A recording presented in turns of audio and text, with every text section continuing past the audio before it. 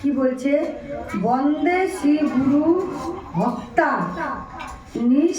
নিশান রক্তাকান তৎপ্রকাশম তচ্ছজি কৃষ্ণ চৈতন্য সংগকম।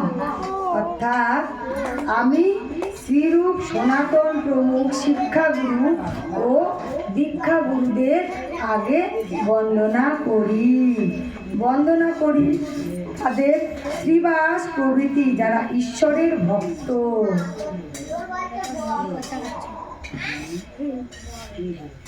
অদ্বৈত প্রভৃতি যারা ঈশ্বরের অবতার, নিত্যানন্দ প্রভৃতি যারা ঈশ্বরের প্রকাশ, গদাধর প্রভৃতি যারা ঈশ্বরের শক্তি, এবং বন্দনা করি শ্রীকৃষ্ণ চৈতন্য যিনি স্বয়ং ঈশ্বর। তাহলে আজকে আমরা এখানে এসেছি চৈতন্য চরিতামৃতে, তার মানে কিন্তু আমরা এখন কলিযুগে আছি। কলিযুগে শ্রীকৃষ্ণ চৈতন্য মানে আমার সত্যযুগে গোবিন্দ ছিল কি? সত্যযুগে গোবিন্দ ছিল লক্ষ্মী নারায়ণ রূপে তার লীলা করেছিল। আর দাপর যুগে আমার রাধা গোবিন্দ হয়ে গেল। জয় রাধে বাবারা, জয় রাধে, জয় রাধে।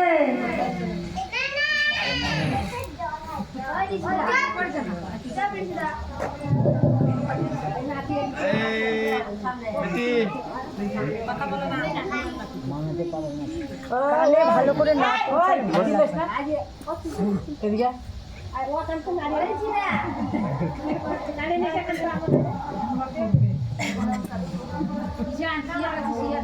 জয় রাধে বাবারা, আসো এখানে বসো, আসো।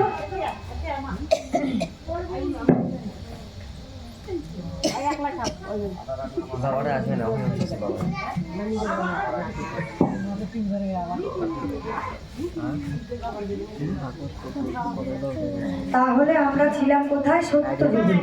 সত্যযুগে লক্ষ্মী নারায়ণ রূপে আমার গোবিন্দ সেবা করেছিল। এইবার সত্যযুগ যখন চলে গেল, তারপরে আসলো কি? দাপর যুগ। দাপর যুগে আমার লক্ষ্মী নারায়ণ কি হলো? রাম লক্ষ্মণ সীতা, তাই না? রাম সীতা রূপে দাপর যুগে আমার গোবিন্দ আবির্ভাব হলো। যখন দাপর যুগেও সবাইকে শিক্ষা দিতে পারলো না, যখন লক্ষ্মীনারায়ণ রূপ হয়েছিল, আমি মারা অল্পই বলবো, বেশি বলবো না, কিন্তু অল্প একটু যদি মন দিয়ে শোনো তাহলে তোমাদেরকে ভালো লাগবে। আর যদি মন দিয়ে না শোনো না, তাহলে বই পড়াশোনা হবে, ওটা কোনো কাজে লাগবে না। তোমরা পয়সা দিয়ে টিকিট কাটে যদি হলে বই দেখতে যাও, আর সেই বইটা যদি না বোঝো